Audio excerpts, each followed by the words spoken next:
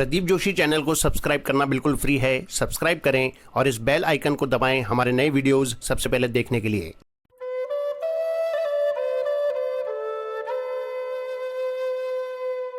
स्वामी रामसुखदास जी महाराज को शत शत नमन।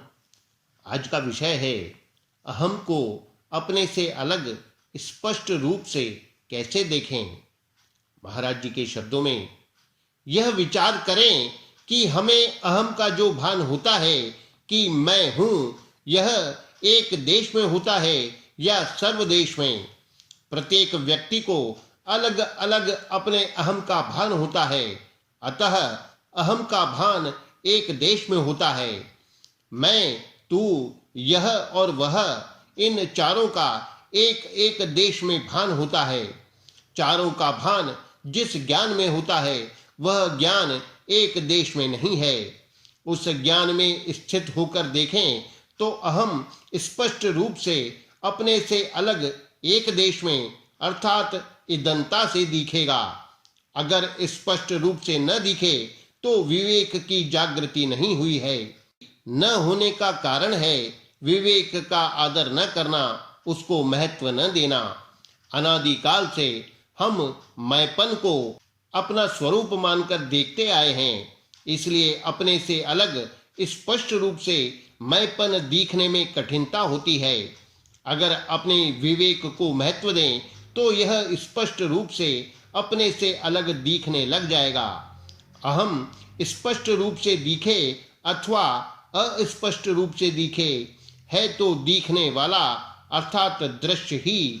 यह निस्संदेह बात है। एक कुत्ता घर के आगे बैठा है, दूसरा कुत्ता वहां आता है तो उसको देखकर वह गुर्राता है। कुत्ता देख कुत्ता गुर्राया, मैं बैठा तू क्यों आया। यह उस कुत्ते का अहंकार है। जो अहंकार उस कुत्ते में है और जो अहंकार हमारे में है उसमें कोई फर्क नहीं है। अहंकार दोनों में वैसा का वैसा ही है।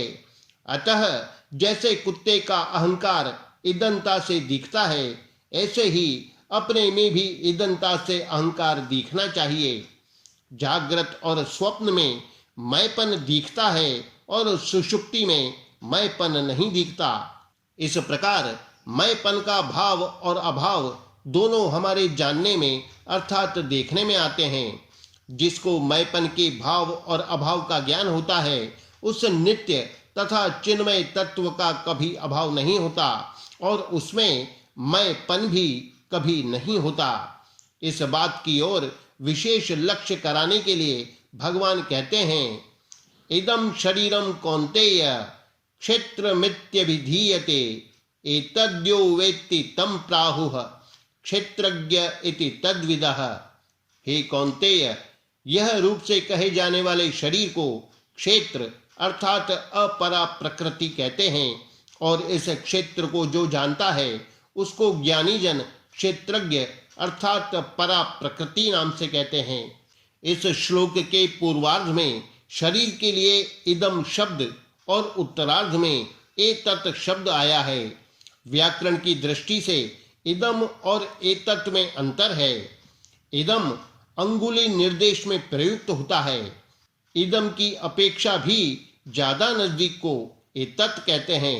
अतः यहाँ इदम शब्द शरीर के लिए और एतत् शब्द अहम के लिए मानना चाहिए, क्योंकि शरीर में भी अहम ज्यादा नजदीक है।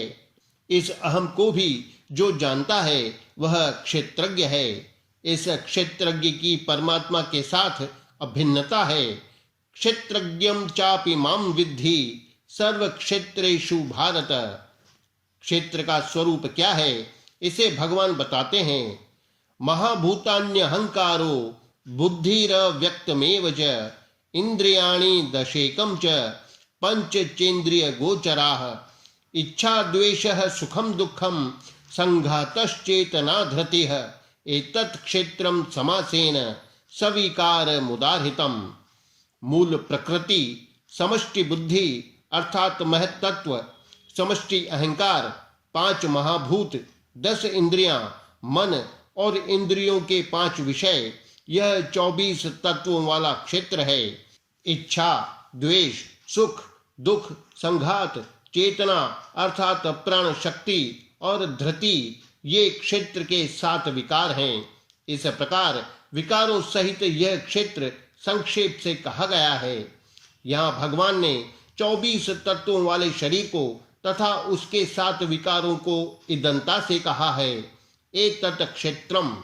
यहाँ विशेष ध्यान देने की बात है कि जब अहंकार का कारण महतत्व और मूल प्रकृति को भी इदंता से कह दिया, तो फिर अहंकार के इदम होने में कहना ही क्या है।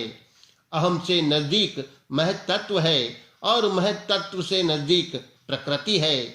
वह प्रकृति भी एतत् क्षेत्रम में है। तात्पर्य है कि अहम अर्थात क्षेत्र हमारा स्वरूप है ही नहीं। जो मनुष्य स्वयं को और अहम अर्थात प्रकृति को अलग अलग जान लेता है, उसका फिर कभी जन्म नहीं होता और वह परमात्मा को प्राप्त हो जाता है। यह एवं वेत्ति पुरुषम प्रकृतिम च गुणैः सह सर्वथा वर्तमानोपि न स भूयोभिजायते। इस प्रकार पुरुष को और गुणों के सहित प्रकृति को जो मनुष्य अलग अलग जानता है, वह सब तरह का अर्थात शास्त्र विहित बर्ताव करता हुआ भी फिर जन्म नहीं लेता।